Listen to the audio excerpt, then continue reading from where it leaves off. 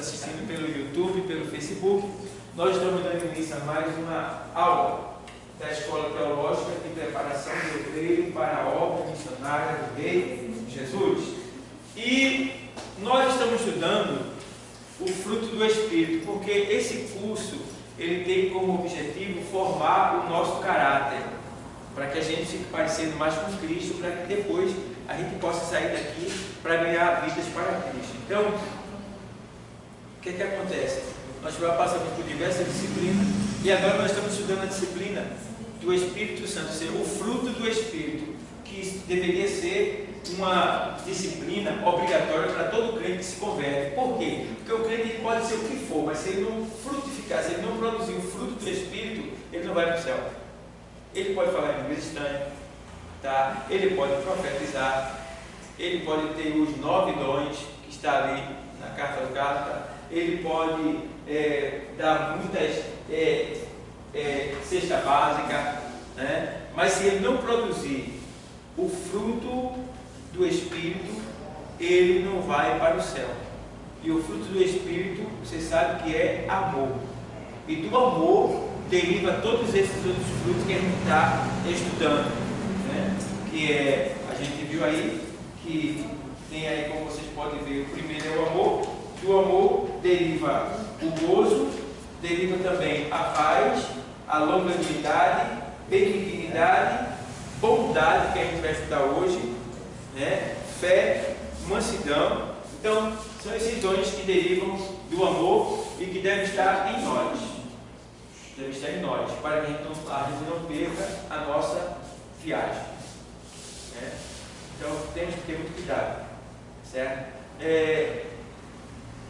A Bíblia deixa bem claro que nós devemos viver a palavra de Deus, colocar ela em prática, tá? E uma coisa que eu aprendi, irmão, é que quando a gente lê a palavra de Deus e coloca em prática, a nossa vida ela se destaca.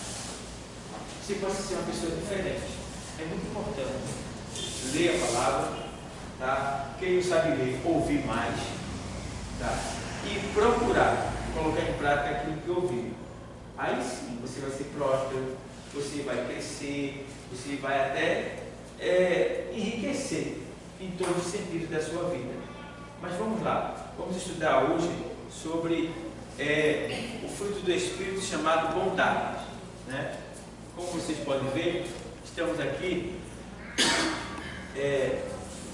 fruto do Espírito, é o 6º fruto e é bondade.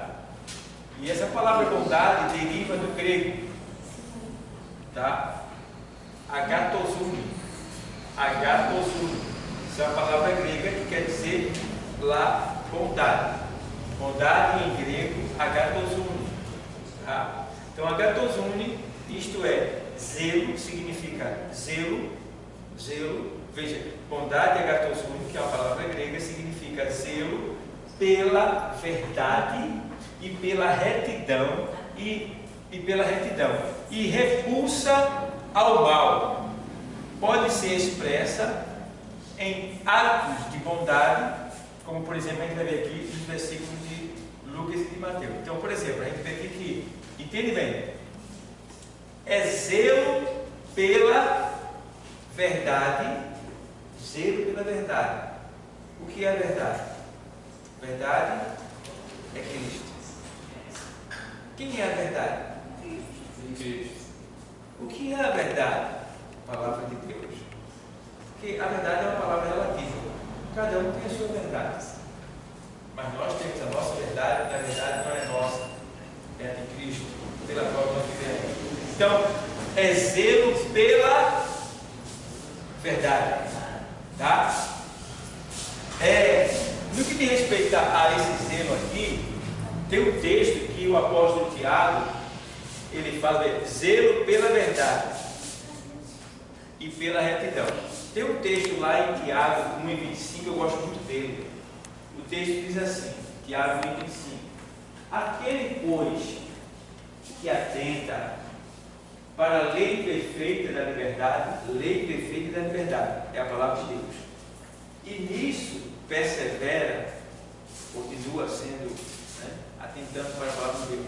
Não sendo ouvinte e esquecido, mas fazedor da obra. Este tal prosperará nos seus feitos. Por tudo que ele fizer, ele vai prosperar. Então, o que é que acontece? Esse zelo aqui tem a ver também com fé. Porque você vai zelar porque você acredita, porque você sabe que ela é verdadeira, né? Então, é muito importante isso. Os frutos, eles se coadunam. Os frutos, eles se coadunam. Eles se conectam. Eles se conectam, né? Porque se você vê na sequência os frutos que a gente tem estudado, a gente vê que um tem a ver com o outro, né? Então, por exemplo, quando diz respeito à fé, se você vê aqui a bondade, que no caso é zelo zelo pela verdade e pela retidão, e você só tem zelo pela verdade e pela retidão se você tiver fé. Se não tiver fé, não faz pouco para vocês.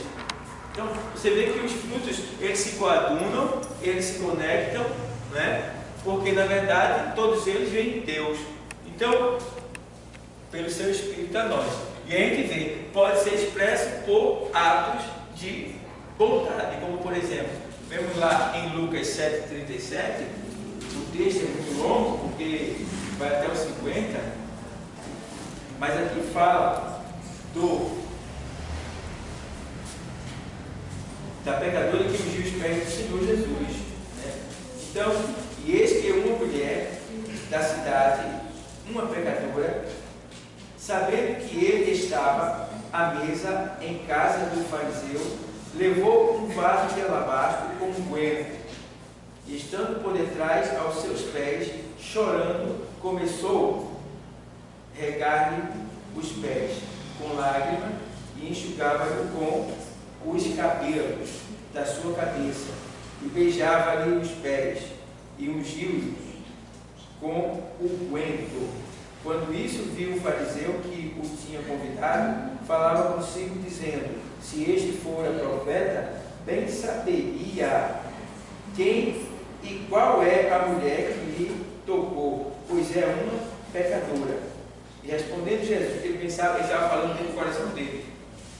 Ele estava só pensando. Aí Jesus ouviu o pensamento dele. Aí Jesus não disse nada, só fez o seguinte. E respondendo Jesus disse-lhe: Simão, uma coisa tenho para dizer-te. E ele disse: dize a mestre. Falso, isso é muito falso. E chamar Jesus de mestre. Chamar Jesus de mestre. Depois de não ter honrado na sua chegada, é uma falsidade muito grande. Porque se ele é mestre, por que ele não honrou ele como mestre? Se uma pessoa simples chegasse de viagem na minha casa, eu teria que lavar os pés dela e ungir ela, né? Dar água para ela beber, tenha todos esses ritos de honra. Ele não fez nada disso com Jesus, não fez nada disso. No entanto, agora ele está questionando a mulher por estar derramando sobre ele, ungindo ele, né? E ao mesmo tempo lavando ele com as lágrimas e enxugando com os seus cabelos. Aí agora ele faz o que ele não fez, a mulher está fazendo de maneira extrema, porque a água que era para ele lavar os pés de Jesus, a mulher lavou com lágrimas. Meu Deus do céu! O óleo que era para ele ungir, ela ungiu com bálsamo. Meu Deus do céu! Foi além, né? E aí você vê que ela diz, ele diz: dize a mestre. Falso. Aí Jesus diz: o certo credor tinha 2 devedores, um devia de 500 dinheiro e outro 50. E não tendo eles com que pagar, perdoou-lhes a ambos. Dize, pois, qual deles o amará mais? E Simão respondendo disse: tem para mim que é aquele a quem mais ele perdoou. E ele lhe disse: justamente, ou seja, julgaste bem. E voltando-se para a mulher, disse: Simão, vês tu esta mulher? Entrei em tua casa e não me deste o quê? Para os pés, perdão, água para os pés. Mas esta regou-me os pés com lágrimas e nos enxugou com os seus cabelos. Não me deste ósculo, mas esta, desde que entrou, não tem cessado de me beijar os pés. Porque ele tinha que dar ósculo em Jesus quando chegasse, que era um beijo na face. Ósculo era um beijo que os homens davam um no outro quando se encontravam em alguma recepção, né? É chamado de ósculo santo. Então, ele beijava na bochecha um do outro, tá? Então, era para ele ter feito isso com Jesus, ele também não fez. Não deu água para lavar os pés, não ungiu a cabeça de Jesus, tá? E nem deu ósculo nele, tá? E aí, não me ungiste a cabeça com óleo, mas esta ungiu-me os pés com unguento. Por isso te digo que os seus muitos pecados lhe são perdoados, porque muito amou, mas aquele a quem pouco é perdoado, pouco ama. Então Jesus estava dizendo que tem pessoas que vai amá-lo mais do que outras, né? Eu me lembro de uma mulher que vocês conhecem, né? A Ângela, que ela vive pregando lá na feira. Jesus vem. Ela é conhecida. Aquela mulher ali, eu conheço ela. Tem mais de 30 anos que eu conheço ela. Aquela mulher é uma das mulheres da boca mais imunda ali daquela área. Imunda multiplicada por 10. Ela falava 5 palavras, 4 era pornografia, safadeza, tudo que não prestava. Então aquela mulher era uma vida miserável. Depois, quando aquela mulher se converteu, ela ficou daquele jeito. Como você vê que ela não para, né? Ela é o tempo todo. Jesus vem, Jesus está voltando, Jesus vem. Então veja, ela teve os seus muitos pecados perdoados. Né?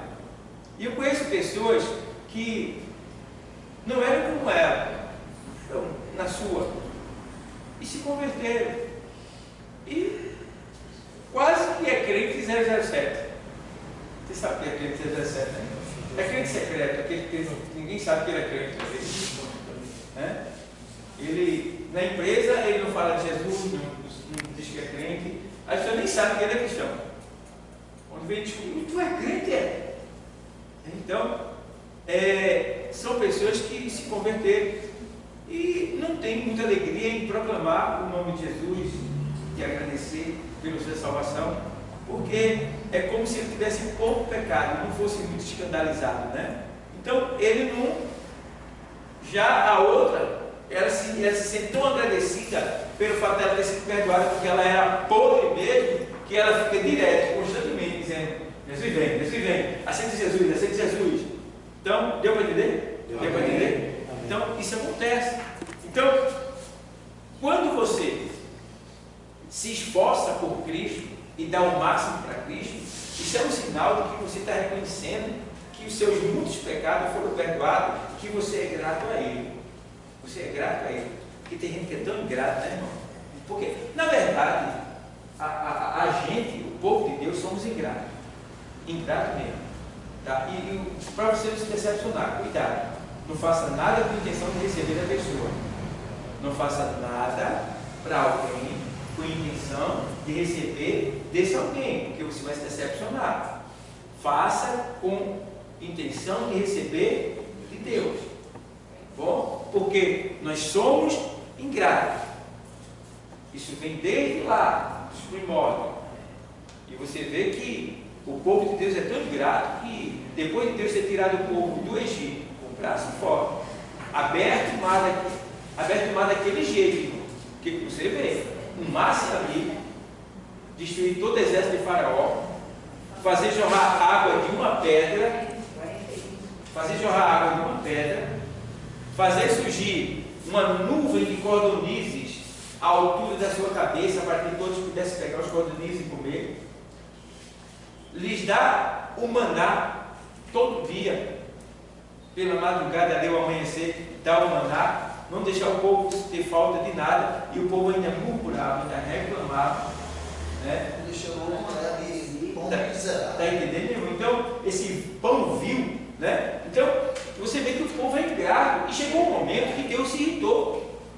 Deus ficou tão bravo com a murmuração, a ingratidão das pessoas. Quem disse? Moisés. Né? Eu vou explicar de uma maneira que vocês entendam. Eu vou matar essas pragas todinhas. Vou matar tudinho, Moisés. É como se ele ficasse assim: Moisés, eu vou matar tudinho esse povo. Aí Moisés entra na sua mansidão e intimidade. Senhor, faz isso não. Porque se o Senhor fizer isso, vai ficar feio para o Senhor. Porque, bem, o Senhor tirou ele de lá, trouxe para cá. Chegando aqui, o Senhor mata eles, lá vão dizer que o Senhor não teve poder para bancar eles. E aí por isso matou. Aí o Senhor, não vou matar ele não. Mas também não vou deixar eles entrar na terra que eu prometi. Não vai entrar nem só Josué, Caleb e os que tinham de 20 anos por diante. Os que tinham de 20 anos para frente não entraram nenhum. Só entrou os que eram jovens, que cresceram, depois envelheceram, tá, junto com Josué e Caleb. Foi só Josué e Caleb que entrou, duas pessoas, não. Foi Josué, Caleb e os que eram de 20 anos para baixo. Nova geração. Nova geração. Entraram na terra prometida. E os que de 20 anos para cima morreram tudinho no deserto. Ficaram por lá mesmo. Não tiveram prazer de entrar na terra prometida. É isso que acontece no dia de hoje. Você começa a ser ingrato, reclamar, murmurar. Não faz o que Deus está mandando, só faz reclamar. Aí o que acontece? Deus diz: fica aí reclamando. Quando tu parar de reclamar, leva tu para algum lugar. Mas fica aí reclamando, para ver o que é que vai acontecer. E eu aprendi que quando a gente murmura, a gente fecha as portas do céu e abre as portas do inferno, para que subam demônios para nos atormentar. Então, pode ver. Quem suporta ficar perto de uma pessoa murmuradora? Tá? É terrível. A Bíblia diz que uma mulher murmuradora é como uma goteira de madrugada no meio da cama. Não sei se vocês já viveram esse momento, mas eu já vivi várias vezes. É terrível. Você tem a cama molhada com goteira, fica tirada do lugar, porque o espaço que tem é só aquele mesmo. É terrível. E você com sono e a goteira ficando em você e molhando a cama. É terrível. Eu já passei por isso várias vezes já. Então, assim é uma mulher murmuradora. Ela é incômoda. Horrível. Né? Nada dá bom. Então, cuidado, vocês que são mulheres, tá? Tem homens também que é assim, mas faz as mulheres. Os homens fazem, são também. Mas uma boa parte, a maior parte, é das mulheres. Porque as mulheres, elas têm, de acordo com a ciência, enquanto um homem fala 100 palavras, a mulher fala 5.000 palavras. Entendeu? Se você colocar duas mulheres num local, duas mulheres no local e dois homens em outro local, você vai escutar, você vai chegar onde a mulher é um blá medonho. Não para, direto. Os homens até conversam, se tiverem assunto, né? Então, mas as mulheres sempre têm, independente de qualquer coisa. Até as crianças, duas meninas, veja 2 ou 3 meninas brincando. Observe depois, você vê. Como elas conversam o tempo todo. Menina, criancinha. Olha, todo blá. Elas conversando. Estava contando uma história que. Entendeu? Então. Tinha 2 mulheres presas, aí passou 10 anos preso, 10 anos as duas presas, aí quando uma soltou, você disse: vai continuar aquela história. Olha, depois a gente acaba aquela conversa. Então, assim. Ô pastor, mas nessa tribulação aí que eles passaram aí, é porque tinha gente do Egito aí que era terrível. No caso feito Abiron, Datã e Corá. Não, tinha uma massa, tinha uma turminha que pegou o pigu, acompanhou o povo de Deus, né, quando saiu do Egito. Esse povo contaminou muito o povo de Deus. Ele trouxe muito costume, né? E era eles que agitavam para que o povo, né, agitasse Moisés. Então, isso aí também nos ensina que nós não devemos nos misturar. E que a mistura traz esse tipo de problema. Entendeu? Eles acreditaram no Deus de Israel, mas não deixaram o Egito. porque eles trouxeram o Egito no coração. Eles deixaram o Egito fisicamente, mas o Egito veio dentro do coração deles. Tá? E eles contaminaram o povo de Deus. Por isso que a Bíblia deixa bem claro que as más conversações corrompem o bom costume. Então você tem um bom costume, está tudo bem ali. Aí chega alguém que tem um mau costume, começa a conversar com você, pode dar certo. É feito a menina. A menina está aqui, a jovem, né? Está aqui na igreja, tendo bons costumes, aprendendo, vivendo. Aí vai entrar numa escola, numa classe cheia de ímpio. Uma faculdade. Se ela não for sábia, se ela não tiver Jesus mesmo, não tiver conhecimento, não tiver Bíblia, né? Sinceridade mesmo, ela se corrompe. Então, tem que ter cuidado, porque vacilou, cai. Vai cair muito fácil. Mas vamos lá. Então, como vocês podem ver, vejam aí, a gente leu aí, vocês aprenderam que aqui o Senhor lê o íntimo da gente, né? E que nós devemos dar as honras devidas ao Senhor e que, na verdade, nós devemos demonstrar a nossa gratidão para com Deus pelo fato de Ele ter nos salvado da escravidão do pecado. E aqui ainda a gente vê em Mateus 21, 12 e 13, veja lá, o texto diz assim, eu vou ler para você. E entrou Jesus no templo de Deus 21, 12, 13. e expulsou todos os que vendiam e compravam. É isso? Bondade. E expulsou todos os que vendiam e compravam no templo. E derribou as mesas dos cambistas e as cadeiras dos que vendiam pão. 13 também, né? 13.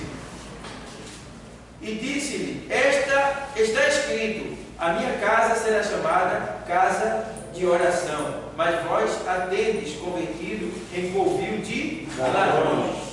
Tá? Então, o que é que estava acontecendo? Aqueles homens dali, sacerdote, sumo sacerdote, fariseu, escriba, eles se reuniram e começaram a esquematizar para ganhar dinheiro em cima da religião, em cima das coisas de Deus. Então eles perderam o temor. Aí o que é que eles faziam? A pessoa todo ano subia para prestar um sacrifício. Então a pessoa ficava o ano todinho ali cevando uma ovelha, cevando um gado, né? Um animal, para subir com ele e oferecer a Deus pelos seus pecados. Então, eles fizeram o quê? Outros que vinham de outra nação, não traziam animal, mas traziam dinheiro para comprar um animal para sacrificar a Deus pelos seus pecados.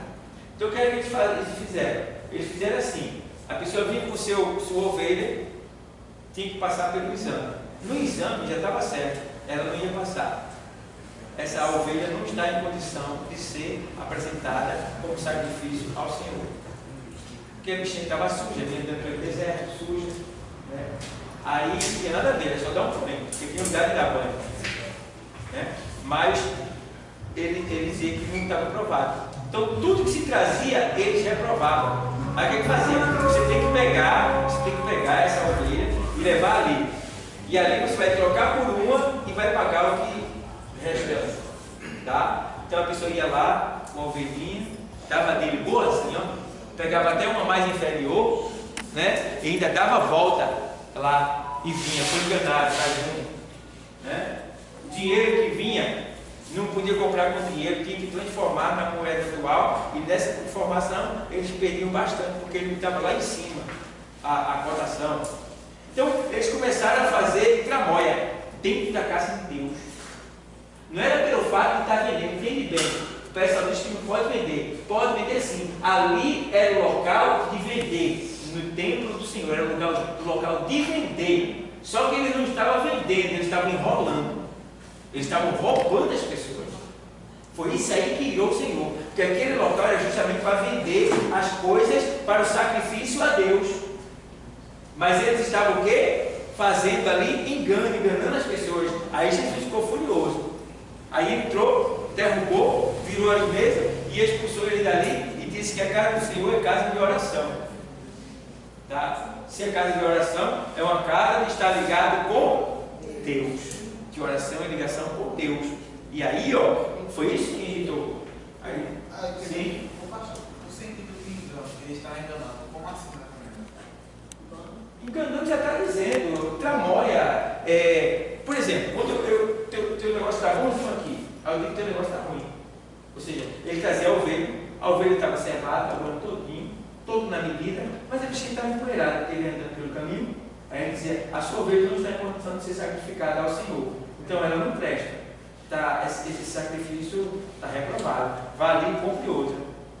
Então a pessoa ia lá, levava dele, dava como moeda de troca e ainda dava mais dinheiro para eles e pegava outra. Com isso ele ganhava a da pessoa e ainda ganhava dinheiro em cima e dava muitas vezes inferior. Pastor, eu pensei que era tipo um engano da reforma protestante. Não. E eu dizia que tinha que comprando aqui, ia ganhar aqui, ia ter. Não. É como o pastor que isso está vendendo esse livro, vendendo sem ter ganho nenhum. Está vendendo o preço que o senhor está comprando. Pode ser assim, né? Digamos aqui, se eu estivesse aqui explorando vocês, comprando 5,30 e vendendo por 100 e ficando para mim o dinheiro, não. Se eu tiver uma loja lá fora, eu posso vender do preço que eu quiser, você compra se quiser também, né? Esse caso aqui é diferente. Aqui eu estou sendo um canal de bênção para os alunos, porque, e até com vantagem, porque, digamos, eu compro esse livro aqui, ele é 45, mas o preço dele lá na internet é 28, tá? Mas você vai pagar 30 de frete, ele chegar até você, então vai dar 28 com 30, dá 58, e ele aqui está com 45, um exemplo, é aquilo que eu falei para vocês, né? Então, é aquela questão. Aí o que é que a gente fica? Com o dinheiro do frete que vocês pagam para o curso, para a manutenção do curso. É diferente. Agora, se eu comprasse por 20 e vendesse por 100 e ficasse para mim, aí o negócio pegava, já entendeu? Entendeu? Então, é isso aí que a gente precisa explicar, né? E não é uma coisa que está vendendo para ganhar dinheiro e para enrolar, não. Você está só passando, você fica no canal, para que vocês tenham acesso ao que realmente vocês precisam para crescer no conhecimento. Porque, na verdade, nós que somos professores, nós temos acesso a muito conhecimento de livro. A pessoa chegando a um convertido que quer crescer, quer conhecer, aí não sabe qual livro que vai comprar assim. A gente já tem uma base, de acordo com a disciplina que a gente dá, feito aquele livro que vocês compraram de teologia sistemática. Poxa, tremendo aquele livro, você está bonito já. Na teologia sistemática você vai ter toda a teologia organizada e você vai entender o que é isso, o que é anjo, o que é livro estranho, o que é batismo, tudo está ali na teologia sistemática, tá? Então, tem tudo isso que a gente, como professor, tem que mostrar a vocês o caminho para que vocês tenham um alcance e assim vocês possam se desenvolver. Porque quando eu não tinha conhecimento, eu comprava cada livro esquisito que tinha até heresia. Até eu vim ter o entendimento e conhecimento, eu apanhei muito, perdi alguns livros, joguei fora, entendeu? Então agora não, agora eu tenho discernimento e sei qual livro devo comprar porque eu aprendi. Então é por aí. Mas vocês estão entendendo, pessoal? Amém. Entendeu? Então vamos lá. Aí, como vocês podem ver, Mateus, aí deu aquilo, foi? Pronto, então o Senhor foi, entrou no templo e expulsou eles, porque eles estavam enganando, praticando coisas que eram abomináveis aos olhos de Deus. A casa de Deus não é para ter engano, tá? Não é para se abusar da casa de Deus. Tem que ter respeito pelas coisas de Deus. Pelo certo, não era para crente na igreja estar comprando nada um ao outro. Pelo certo. Por quê? Porque isso causa contenda, porque tem uns que é camuteiro. Está entendendo? Aí compra, não paga. Aquele que vendeu precisa de dinheiro. Vai dizer, fulano comprou e me pagou. E se ele que vendeu for cobrar, outro diz, é crente, dá para esperar, não é? E, quer dizer, gerou o quê? Contenda. Isso pode até fazer com que alguém, ou ambos, saiam da igreja. Tá? Então, eu conheci um inglês, que ele tinha uma firma aqui na comunidade, e eu servia lá, eu entregava produto lá na empresa dele, e lá os funcionários disseram que ninguém pode vender nada e nem comprar nada a ninguém na empresa. Ele tinha esse comportamento lá. Eu já avisando isso daí. E eu acho isso certo. Porque, irmão, que eu vejo de crente, caloteiro, bicho safado, rapaz. Ele compra no bar. Né? O próprio irmão dele, rapaz. O próprio irmão dele. Ele já vi comprar coca, seu isso, não pagar, rapaz, um pouco de 2,50. Isso é uma vergonha, um negócio desse, rapaz. Entendeu, rapaz? Quando você não pode pagar, você tem que dar uma satisfação, rapaz. Olha, meu irmão, não estou em condição agora. Ele vai assim, eu não estou em condição agora, me desculpa, eu comprei, tenho que pagar, mas não estou em condição agora. Me dá um prazo aí, daqui para tal dia eu te pago. E quando você dá o prazo, daqui para tal dia você tem que pagar. Tá? Aí Deus vai se agradar, ainda que o outro não gosta, que ele queria logo, mas Deus está se agradando, porque você deu a satisfação e não deixou de pagar porque não quis, é porque o pobre deu. Acontece. Não existe bom pagão sem dinheiro. Tá? Mas ele tem que aprender a dar satisfação e a respeitar, porque o que eu não quero para mim, eu não dou para os outros, certo? Então, tenha muito cuidado, quando for fazer negócio com alguém da igreja, cuidado mesmo, tá? Eu não gosto de fazer, não gosto, estou bem sério, sou muito chato com isso, não gosto. Então, a gente tem que ter esse cuidado, pessoal, tá? É bom quando é novo, que você pega a nossa está aqui dizendo que está novinho, está selado, tá? Foi R$35, pronto, aí está certo. Mas quando é uma coisa que vocês vão ali negociar, aí termina um enganando o outro, às vezes até sem querer. E às vezes com intenção também. Né? Porque tem crente que está aqui dentro, mas não tem nada de Jesus dentro dele. Tem muito né? Entendeu? Então, temos que ter cuidado. Então, pessoal, a casa de Deus é casa de oração. Quando ele diz oração, oração é o elo entre o homem e Deus, que é esse povo que deve estar ligado com Deus. Então aqui ele deve entender que aqui é que ele deve estar mais ligado ainda com Deus, porque está na casa de Deus. E imagina na casa de Deus, onde Deus aparece para nos ensinar, para falar conosco, para nos consolar, a gente agir de engano dentro da casa de Deus. Foi isso que agiu. Aí Jesus desceu lá e virou tudo mesmo. Não bateu em ninguém. Ele só viu. Jesus não bateu em ninguém. Tá? E tem que fazer. Ele tirou o chicote e meteu o pau na galera. Não. Ele tirou o azorrague. Tá? E bateu e virou tudo. Derrubou tudo. Dinheiro, soltou passarinho, soltou pombo, expulsou tudo. Certo? Então ele não bateu. Tá bom, pessoal? Então, vamos lá. Aí a gente vê que aqui, na sua apostila, o fruto do Espírito está em toda o quê? Está em todo o quê? Bondade. Justiça e verdade. Veja lá Efésios 5:9. Aos Efésios 5:9. Texto sagrado diz exatamente assim. Vou ler para você. 5:9 da carta aos Efésios. Porque o fruto do Espírito está em toda bondade e justiça e verdade. Tá? O fruto do Espírito está em toda bondade. Você é bom, é fruto do Espírito. Você é justo, é fruto do Espírito. Você vive na verdade, é fruto do Espírito. Tá? Se você é mentiroso, então, todos nós aqui somos mentirosos. A Bíblia diz. Paulo diz: seja Deus verdadeiro e todo homem mentiroso. Está na nossa natureza. Agora, o que eu não posso é colocar em prática esse ato injusto que é de mentir, de viver mentindo.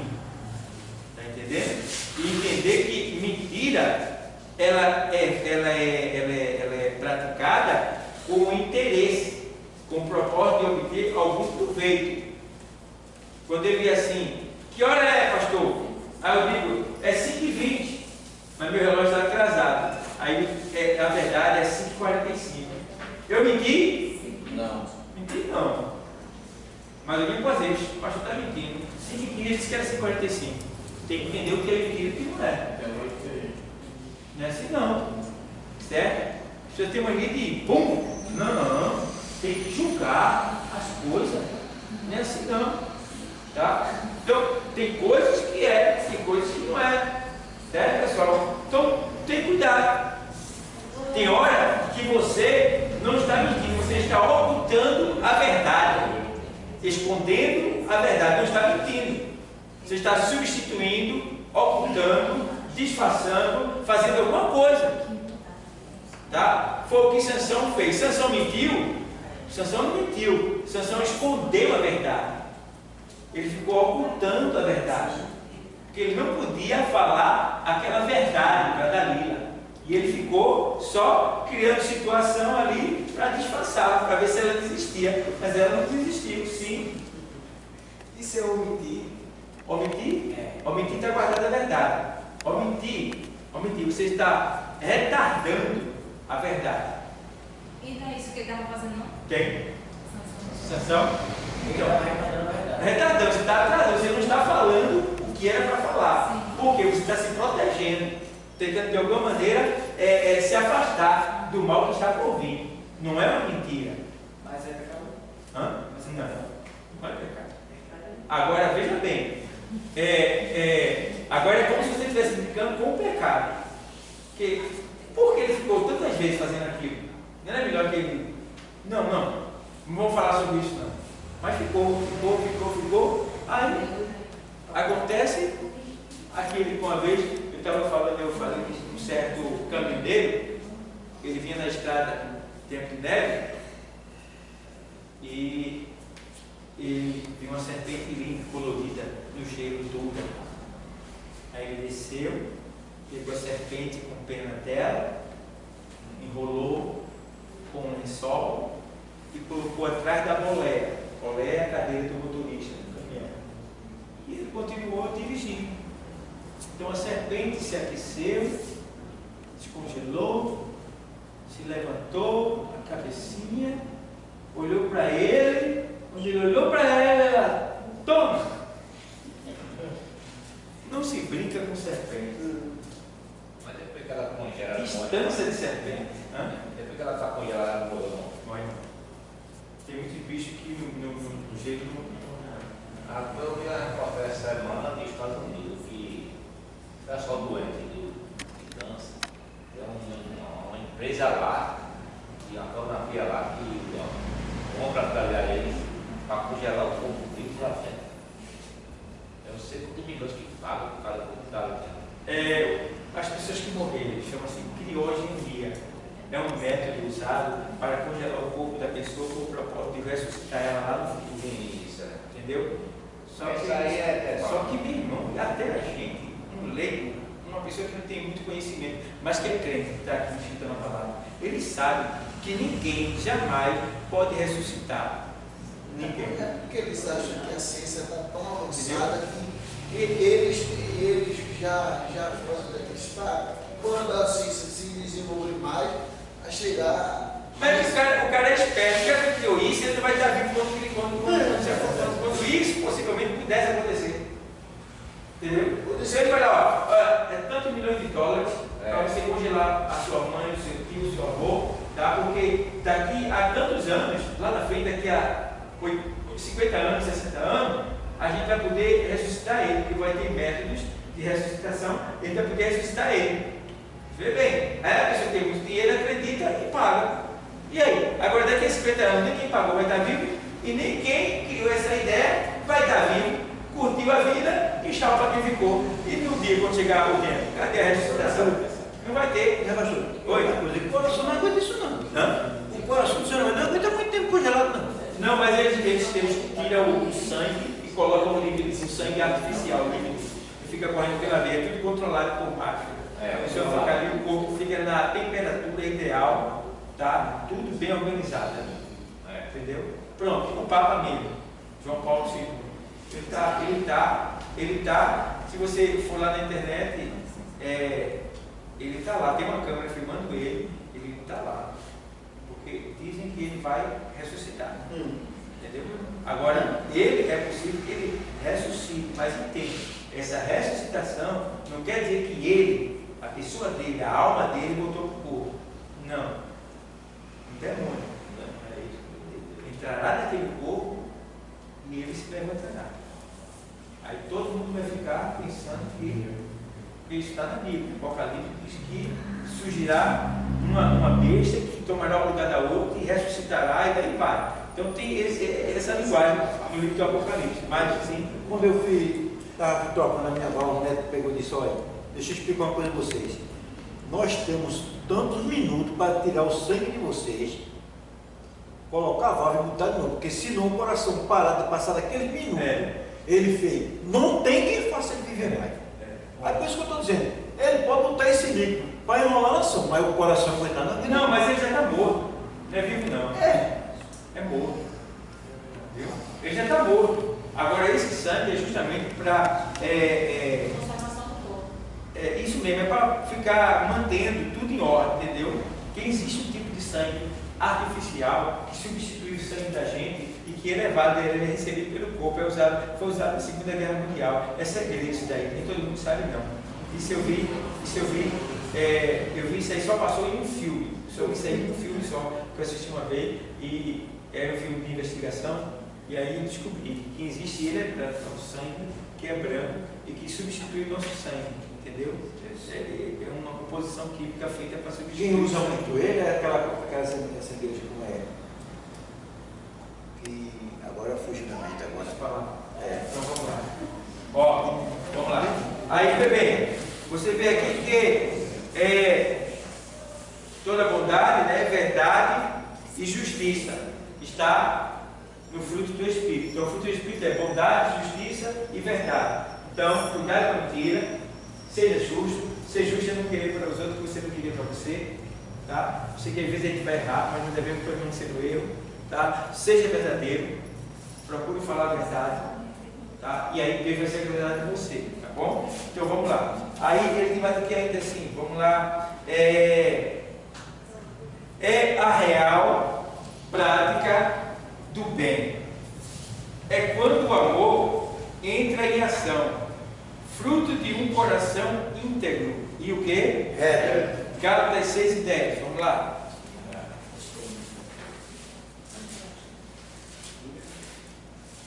Ele diz assim, vou ler para você. Então, enquanto temos tempo, façamos o bem a todos, mas principalmente ao doméstico da fé. Quer dizer isso aí? Que não é pelo fato de eu ser crente que eu sou obrigado a ajudar todo mundo lá fora, não. Eu devo ajudar se eu puder. Mas quem eu devo primeiro ajudar é os domésticos na fé. Então, primeiro eu cuido da minha casa, e depois da igreja. Tá? Isso aqui está dizendo bem claro que a igreja, nós cristãos, devemos nos preocupar primeiro com os irmãos aqui dentro. Já teve cara que precisa chegar aqui, pastor, tem uma pessoa lá perto de caralho que está passando uma fome medonha, meu filho, olha, cuida daqui, está precisando? Primeiro daqui. Aí se sobrar, a gente vai dar. Mas eu tenho que cuidar agora daqueles que Deus colocou sob meus cuidados. Certo? Então todos nós, a gente tem que cuidar primeiro do doméstico e na fé. Quem são os domésticos na fé? Aqueles que congregam com a gente, aqueles que estão com a gente. Por isso que quando vem alguém de outra igreja aqui pedir dinheiro para isso ou aquilo, aí eu pergunto, vem cá, qual é a igreja que você faz parte? Certo. Você é crente, né? Sou. Qual a igreja? Tal igreja. Como é o seu pastor? Fulano tal. Se ele disser o nome dele, tudo bem. Me dê o número do telefone dele. Não tem não. E do presbítero tem? Tem não, meu amigo. Eu ia falar com ele agora, a gente tem que resolver essa situação agora. Tá? Mas o que eu digo para você é que você vai lá, chama o seu presbítero, o seu pastor, e diga para ele que você está precisando, está passando por dificuldade. Então ele vai lhe ajudar segundo o que ele puder. Tá?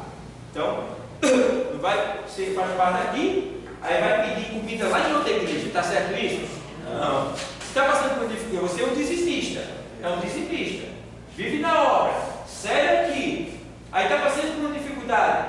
Você tem que informar o seu pastor. Tá? A sua dirigente, você faz parte de um órgão, para que ali se reúna o povo, faça uma arrecadação ali e sirva você. Esse é o sério.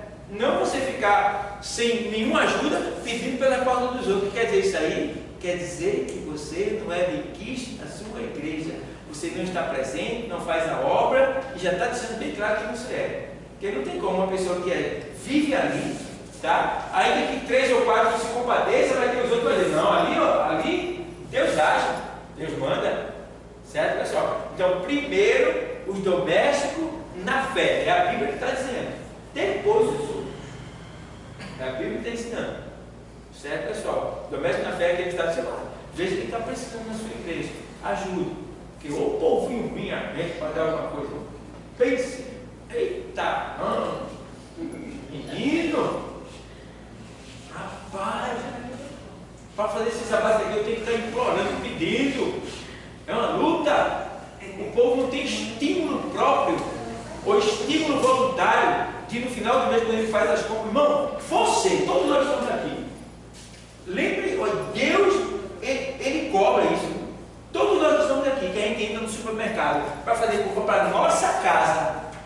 É dever nosso, como cristão, segundo que a gente está explicando, a gente fazer uma pequena comprinha e trazer para a igreja. Que tem gente que está precisando. Se você não faz isso, você está errando.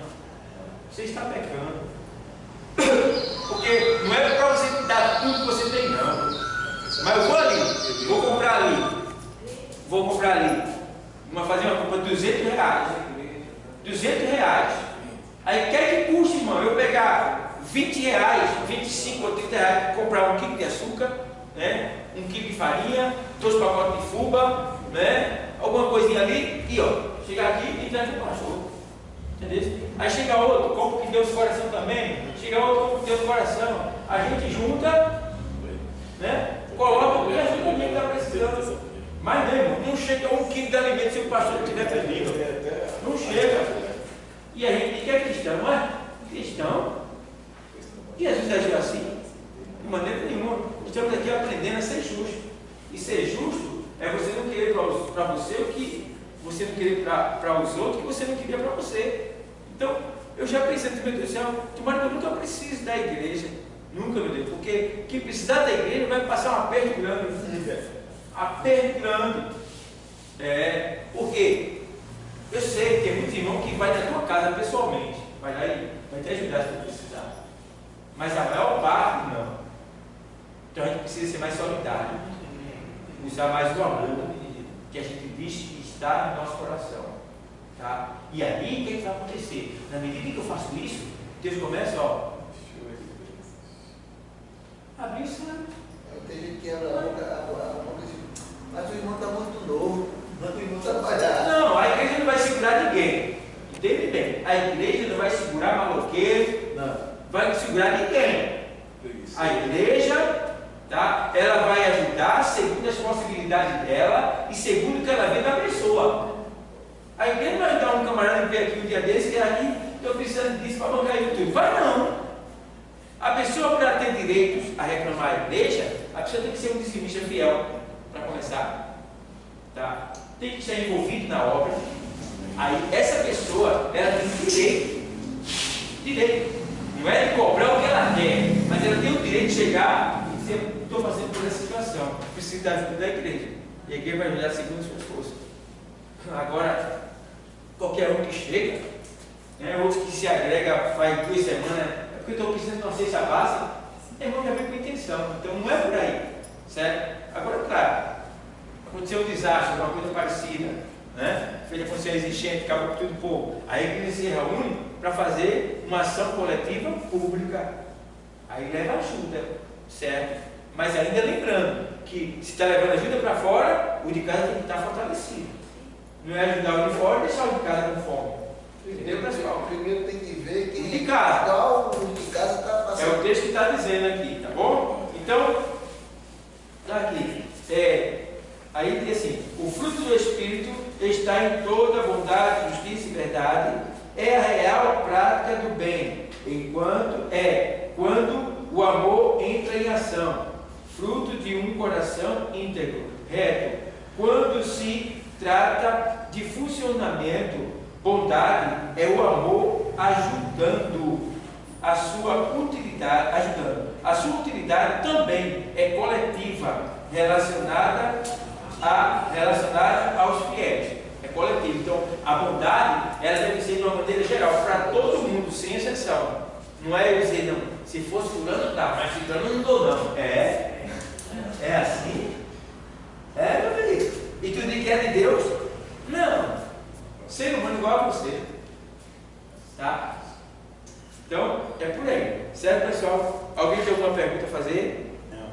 tem dúvida?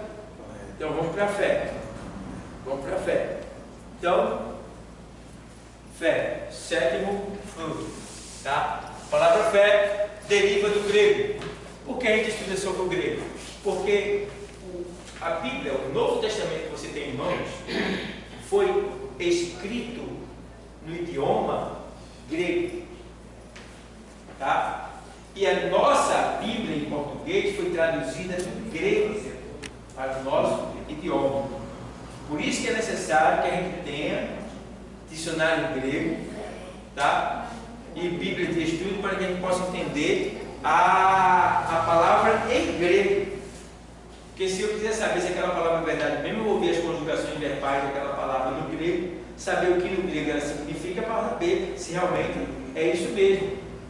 Entendeu? E aqui você vê que a fé deriva do grego pix, né? Quem está com fome aí não é pizza não, é pix, tá bom? Essa palavra pix, isto é lealdade constante e inabalável. Fé, que é a palavra pix, é lealdade constante e inabalável. Vem mais ainda, lealdade, ser leal, constante, sempre, tá? Inabalável, nada pode me mover daquilo. É aquilo mesmo, não muda. Inabalável, tá? Há alguém, né, no caso aqui, constante e inabalável, né? Isto é, lealdade constante e inabalável a alguém com quem estamos unidos por promessa e compromisso. Aí eu pergunto, isso tudo é dirigido a Cristo. Então, se você é cristão, é evangélico, é servo de Deus, então você tem que ser leal, constantemente e inabalável, tá? E por quê? Porque você está servindo a alguém com quem estamos unidos. Nós somos unidos com Cristo, certo? Por promessa, temos promessa? Temos. E uma vida eterna, uma vida nova. E compromisso. Você tem compromisso com Cristo? Eis a questão. Tem ou não tem? Então isso é para você se autoanalisa. E compromisso é compromisso. Todo mundo sabe que é compromisso. Compromisso é aquele NPS tem contigo. Todo mês deposita o dinheiro lá, né? Isso é compromisso. Né? Mas às vezes ele NPS tem esse compromisso contigo, mas tu não tem compromisso com Deus, né? Você rouba Deus no dízimo, né? Nas ofertas, tem gente que é amigo para dar dinheiro. Vale tudo, menos dinheiro. Dinheiro. Né? Se arrepende. E quando o negócio gosta muito, que ele consegue dar dinheiro, aí ele diz: só posso dar tanto. Diminui. É feito o dízimo. Olha, o dízimo é 10, dá para dar 5, não 5%. Entendeu? Tem gente que é ruim. Eu falei em dinheiro e eu vejo tanto tempo bom na igreja. Mão a pé, pronto para ajudar a qualquer hora que ajuda, que pede, tal. Mas vejo cada valente dentro da igreja de misericórdia. Olha, mas é o que eu aprendi. Essas pessoas, elas não prosperam como devia. Poderiam estar muito além do que elas estão, mas não vão. Às vezes, poderia prosperar no comércio que abriu, no emprego, mas não prospera.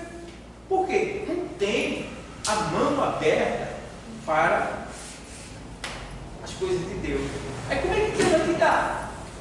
Eu quero que Deus invista, quer ver incomodar Deus, deixar Deus ali incomodado, é quando eu começar a pegar meu dinheiro também e investir na obra dele. Porque quando eu estiver livre, eu vou dizer: Senhor, estou livre. E estou precisando de dinheiro. Tu sabe o que é que eu quero. Ele vai poder me negar. Ele vai me dar, de alguma maneira eu vou ter. Porque ele sabe que eu estou pedindo a ele, não é para o meu deleite, é para a obra dele, é para a vontade dele, é para o reino dele. Então, do querer de Deus, da vontade de Deus, é propósito de Deus nos abençoar na terra para que a gente possa abençoar a sua obra. Agora, se ele me abençoou e não abençoou, pode ficar certo, essas bênçãos vão cessar. já é, vai cessar.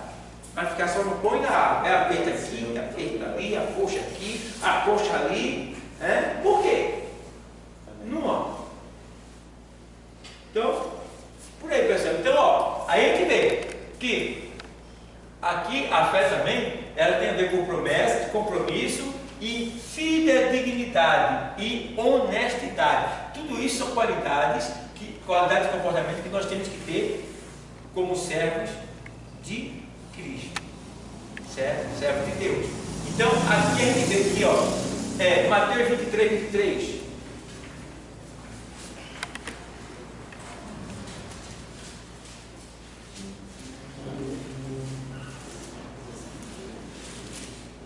O texto diz assim: então, se alguém vos disser, este é o Cristo, aqui todo 24, perdão, Mateus 23. Ai de vós, escribas e fariseus, hipócritas, pois que dais o dízimo da hortelã, do endro e do cominho, e desprezai o mais importante da lei, o juízo, a misericórdia e a fé. Devias, porém, fazer essas coisas e não omitir aquelas. Sei por que o pessoal diz que não tem dízimo no Novo Testamento. Porque aqui o Senhor está dizendo que eles davam o dízimo da cominho, do endro, né? E do quê? Da hortelã, do endro e do cominho. Ele dava o dízimo, mas desprezava a misericórdia, o amor, a compaixão. Aí o Senhor diz assim: ó, vocês deviam fazer isso e não omitir aquilo. Ou seja, fazer as duas coisas: devolver o dízimo e ser misericordioso, fazer o bem. Entendeu? Está aqui os seus exemplos. Tá? Em nenhum momento o Senhor condenou essa parte. Mas o pessoal deve ficar acreditando, né? No povo que está dizendo que não existe. E aí vamos lá. Aí que tem aqui também Romanos 3:3. Aos Romanos, o texto diz assim, vou ler para você: pois que se alguns foram incrédulos, a sua incredulidade aniquilará a fidelidade de Deus. Esse é o apóstolo Paulo falando sobre o privilégio dos judeus e a justiça de Deus. Mas ele está dizendo aqui que Deus, a justiça de Deus e os privilégios de Deus para conosco é para todo mundo, né? Mas se algum é incrédulo, a incredulidade de algum vai anular a justiça de Deus? É isso que Paulo está dizendo, pois que se alguns foram incrédulos, a sua incredulidade aniquilará a fidelidade de Deus. Aí, ou seja, existe algum ato perverso, maldoso, que venha anular a bondade de Deus? Não. O que Deus quer fazer? De maneira nenhuma. Tá? Deus continua sendo Deus, continua sendo fiel, continua sendo verdadeiro. Quem perde é quem? A gente. Então, quem é incrédulo, o que é ser incrédulo? É não obedecer a palavra. Ouviu a palavra, não viveu? É incrédulo. Está na igreja, mas é incrédulo. Porque incrédulo é uma pessoa que não crê. A palavra que vem do grego, que quer dizer fazer o que foi mandado. Você ouve Deus falando, dizendo que é para você fazer, e você não faz, incrédulo. E aí? Então a gente precisa aprender que muitas vezes nós somos incrédulos. E tem mais, se a gente morrer como incrédulo, difícil entrar no céu. Difícil mesmo. Lá no meio do incrédulo. Certo, pessoal? Então vamos lá. Aí, a gente vê aqui, ele faz assim. Ele 3 vezes, né? Aí vai. 1 Timóteo 6:12. 1 Timóteo 6:12. 1 Timóteo 6:12. O texto diz assim, vou ler para você.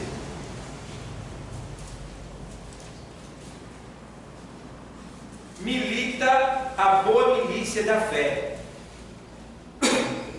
Toma posse da vida eterna, para a qual também foste o quê? Chamado. Tendo já feito boa confissão diante de muitas testemunhas. Então, não devemos parar nem desistir e continuar meditando a boa milícia da fé, que é o Evangelho, que é a palavra de Deus, que é colocar em prática aquilo que a gente ouve, que é para que a gente possa servir de testemunho para outras pessoas. Certo? A gente tem servido de testemunho para outras pessoas. Né? Então, a pessoa tem tido desejo de vir à igreja, de servir a Deus por tua causa, tudo isso é influência que a gente precisa colocar em prática. Então, paramos aqui, ó. Para a semana a gente vai estudar sobre a mansidão, tá bom? Aqui você pega, bate uma foto aqui para você estudar o restante em casa. Então, ficou ainda 2 Timóteo 2 e a sequência aí. Então, eu quero agradecer a todos que estão aqui conosco, né? Agradecer a todos que estão assistindo pelo YouTube. Peço aos irmãos que acessar a aula, deixa o teu like lá para ajudar o canal, tá bom? Todos que acessarem nossas pregações lá, nosso canal, deixa o teu legal para ajudar o canal, porque a gente precisa dessa ajuda para que o YouTube possa, né, nos dar recursos. Então, muito obrigado a todos, que Deus continue abençoando. Glória.